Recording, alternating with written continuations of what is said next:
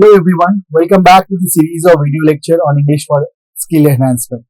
I am Arif Ahammed. I teach English at Department of SMH, MLR Institute of Technology. Today I will be discussing about cliches. Fine. So this is one important. In previous lecture, if you remember, I have discussed about redundancies. Now in today's lecture, I will be talking about cliches. What are cliches? And so let's see what are the main parts or what are the main aspects that I am going to cover in today's lecture. The first thing is we would obviously know first what is cliche, how we can define cliches, and then why to avoid them, why it is important to avoid cliches in our writing or speaking, and then examples of cliches, few example I will be talking, and then how to fix them. I will be also talking about how to avoid cliches or how to fix them in our writing or speaking. Fine. So let's go into the main part of the lecture. What is a cliche? So have you ever heard the word cliche? Please try to recollect. Yes, I think you must have heard the word, not in this academic context, but in some other context you must have heard the word. Cliché means, you see, I'll give you an example. For example, let's say your friend came to your class wearing a very old kind of dress. Let's say Amitabh Bachchan kind of dress, right? So what do you say? Oh, what have you done? What happened to you? Today your dress looks like very cliches, right? So cliches means something which is out of trend, which is not in use anymore. Fine, outdated you can say. So that is the basic meaning. Now let's see what is the exact definition of cliches. Cliches is an overused word, phrase or idea that has lost its originality, impact or meaning due to excessive use. Fine. So there are English word, it can be one single word, it can be phrase or it can be an idea also. But what is the problem with these things? Because of their excessive use, they have lost the originality, impact, and also meaning. So it's a problem of overusage. Fine. When we use something again and again, what will happen? After certain days, it will go out of trend. It will become outdated. Same is the case with certain words or phrases in English. So they are known as cliches. Fine. One simple example I will give.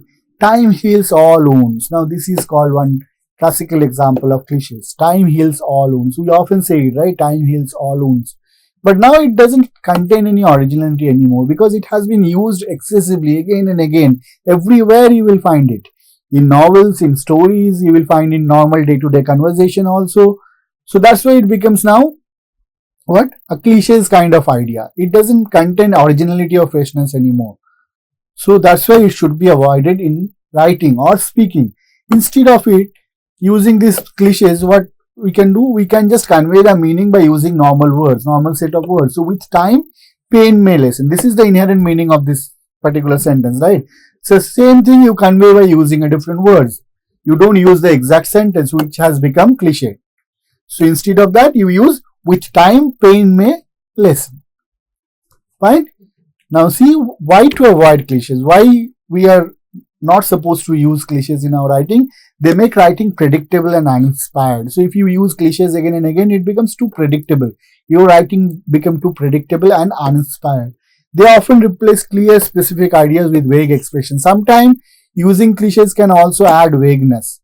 The meaning might not be clear. So let's say you are writing something by using cliches. If some person who is reading it, if he or she is not aware with that particular cliches, the meaning of that particular cliches, what will happen? He or she might not get the exact meaning that you are trying to convey. So it can add vagueness also. In academic or professional setting, they weaken the message because it tends to add an amount of ambiguity. So it has also the potential to weaken the message. That's why we should be avoiding cliches in our speaking and writing. Fine. So let's see few examples. I have just added few examples. There are many examples.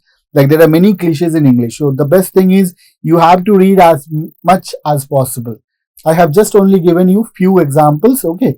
But go through, you can use internet. You can get a detailed list of all the cliches with their meaning and all. And then you can, remember them. That's the only way.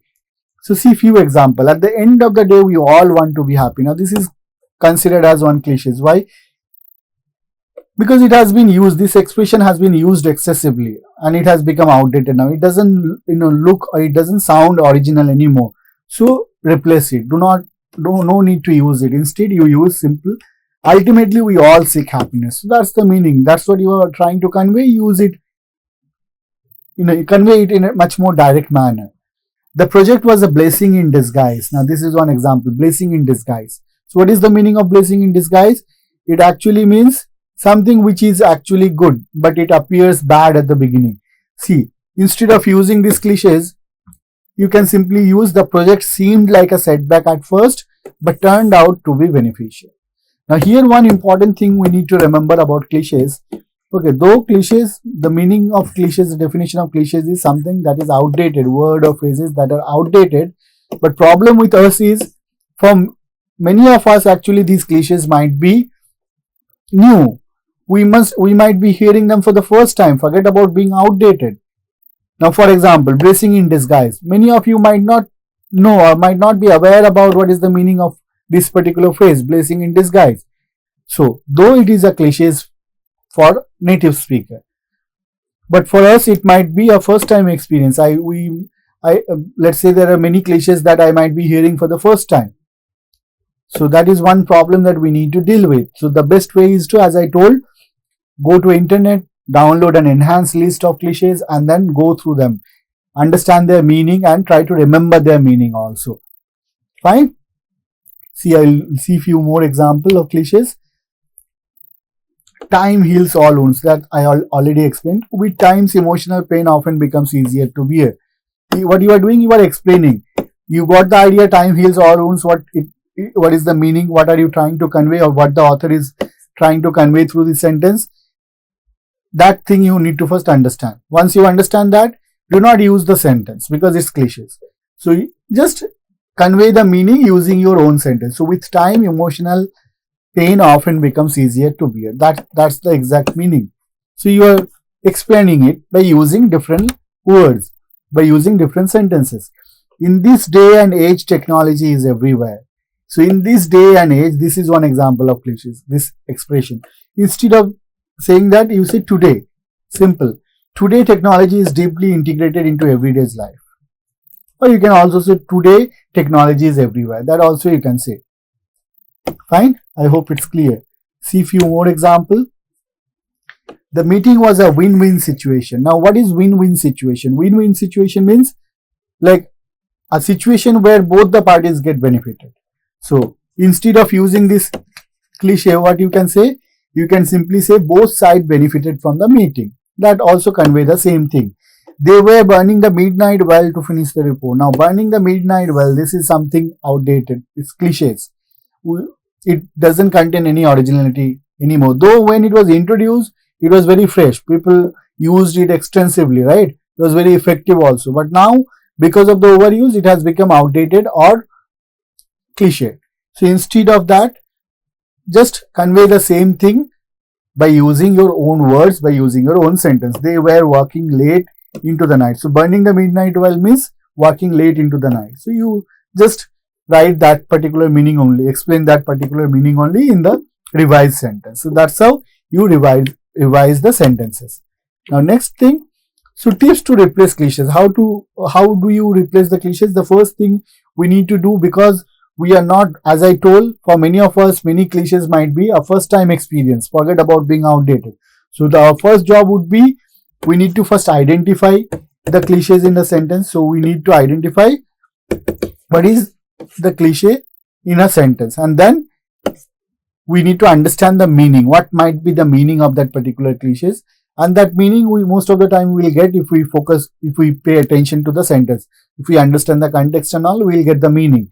And then accordingly, we have to translate that meaning by using our own words. So we will be using that particular details and then try fresh metaphors or comparison. We will write the same thing, but in a fresh manner by using our own simple direct language or words. Replace vague phrases with clear direct language. So that is these processes are involved, or we can use these particular 3-4 steps to replace cliches in our writing. Fine. I hope it's clear now. So what are the main thing that we got to know about from today's lecture? First, we got to know about what is cliches, how can we define cliches, and then why to avoid cliches, why we are not supposed to use cliches in our writing, and then example of cliches in sentence and their corrections. So how do you correct the cliches? How do you revise a sentence by removing the cliches? That also we got to know, which is very important. And then lastly, we got to know this process, how to replace or correct them. Fine. So these are the things we got to learn. One last thing that you need to remember about cliches is all the English idioms are actually cliches. So please do not get confused.